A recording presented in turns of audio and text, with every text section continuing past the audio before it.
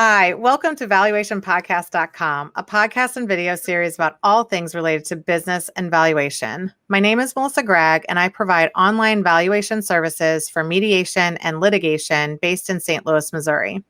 Today, we'll be discussing divorce, prenups, and parenting plans with Calina Costa Plotky.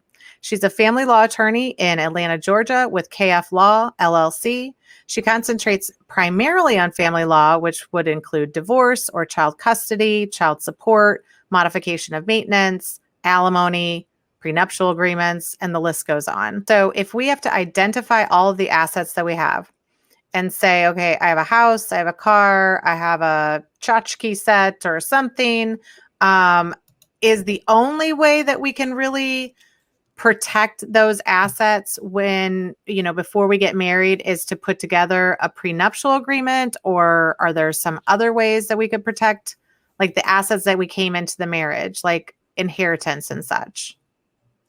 So in the state of Georgia, the inheritance and things that you made prior to the marriage are considered separate property. The best way to keep those separate and continually is obviously to get a prenup or a postnup, but also to keep those in a separate account. Don't commingle them. Even if you do have a prenup, don't commingle them, because then usually when you start commingling stuff, the state of Georgia will still do like a source of funds test, but then we're having to hire forensic accountants, evaluators to go back and look at, okay, you put $50,000 down of your own separate property. How much did that accrue, or how much of the marital funds accrued? And you're getting into a bunch of math, and usually judges throw their hands up and just take what the expert has to say.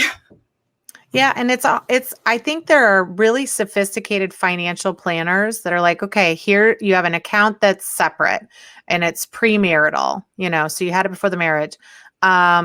Sometimes they'll do something different with income and appreciation because certain states have a difference, like in the state of Missouri, income is treated different. So appreciation can remain separate, right? But income on that separate asset is still marital. Do you have a similar type of situation in Georgia? So in the state of Georgia, it's the source of the funds. So if it's separate, let's say you have an inheritance account that was an IRA that you had $100,000 in, and you were not smart, and after you got married, you started putting marital funds into that. So you can use accountants to extrapolate that $100,000 and then what interest is being accrued on that separate $100,000 and separate that out of the marital asset, which is accruing interest as well. But again, you're getting into thousands of dollars you're paying into experts, where it's just smarter to keep it as a separate account.